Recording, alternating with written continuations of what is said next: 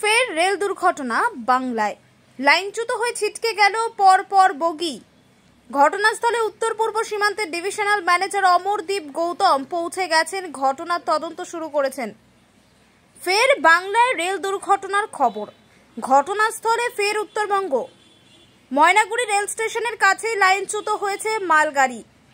স্টেশনে ঢোকার মুখেই ইঞ্জিন থেকে ছিটকে যায় বেশ কয়েকটি বগি।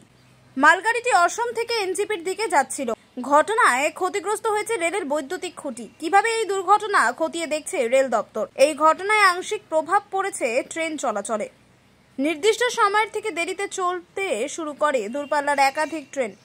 কিভাবে ঘটল এই দুর্ঘটনা খতিয়ে দেখছে রেল দপ্তর। গত 17 জুন উত্তরবঙ্গের রাঙ্গাপানিতে মালগাড়ির সঙ্গে কাঞ্চনজঙ্ঘা এক্সপ্রেসের ভয়াবহ সংঘর্ষ হয়। মৃত্যু হয় 10 জনের। মৃতদের মধ্যে মালগাড়ির চালকও ছিলেন। তার 1.5 মাসের মাথায় ফের রেল দুর্ঘটনা ঘটে উত্তরবঙ্গেই। লাইনচ্যুত হয় মালগাড়ির 2টি কন্টেইনার। কেন বারবার ঘটছে দুর্ঘটনা? প্রশ্নের মুখে পড়েছে রেল নিরাপত্তা। কিছুদিন আগেই মধ্যপ্রদেশ রেল লাইন থেকে উদ্ধার হয় পরপর বিস্ফোরক পদার্থ। লাইনের উপর দিয়ে সেনার বিশেষ একটি ট্রেন যাচ্ছিল। সেনাকর্মীদের এই ট্রেন উড়িয়ে দেওয়ার পরিকল্পনা ছিল বলে ধারণা পুলিশের। রেল লাইন থেকে কম পক্ষে 10টি বিস্ফোরক পদার্থ উদ্ধার হয়। বিষয়টি নিয়ে তদন্ত শুরু হয়েছে। প্রথম ঘটনাটি সামনে এসেছে মধ্যপ্রদেশের সকফাতা রেল স্টেশন সংলগ্ন এলাকা থেকে। রেল লাইনের উপর কমপক্ষে 10টি বিস্ফোরক পদার্থ রাখা ছিল বলে পুলিশ সূত্রে খবর। রবিবারই আবার উত্তরপ্রদেশের কানপুরের প্রেমপুর স্টেশনের কাছে রেল লাইনের উপর রান্নার গ্যাসের সিলিন্ডার রাখা ছিল। একটি মালগাড়ি যাচ্ছিল সেখান দিয়ে।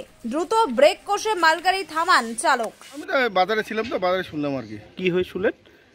ওখানে আনাগানা মানুষ করতেছে যে এরকম একটা ট্রেন এরকম হচ্ছে, লাইনচ্যুত হয়েছে স্টেশনে, দেখার জন্য আসলাম। কোন স্টেশনে হয়েছে এটা? ময়নাগুড়ি স্টেশন। কখন হয়েছে এটা তো বলতে পারলাম না, সকালের দিকেই শুনলাম আর কি। তারপরে এখন তো দেখি টিআরবি আসছে মালগাড়ি। মালগাড়ি। আপনার নাম? আমার নাম নিশিকান্ত রায়।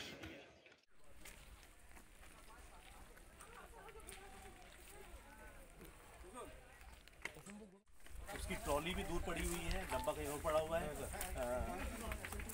वो सीरियस कुछ चीज़ ऐसी हुई है जिससे कि बिल्कुल ही मेन रेक से निकल करके वो अलग चला गया। होटल को हिट किया सर। अपलाइन में मैं देख रहा हूँ कि अपलाइन में कितना इंस्ट्रूमेंट है थ्रू कराने की।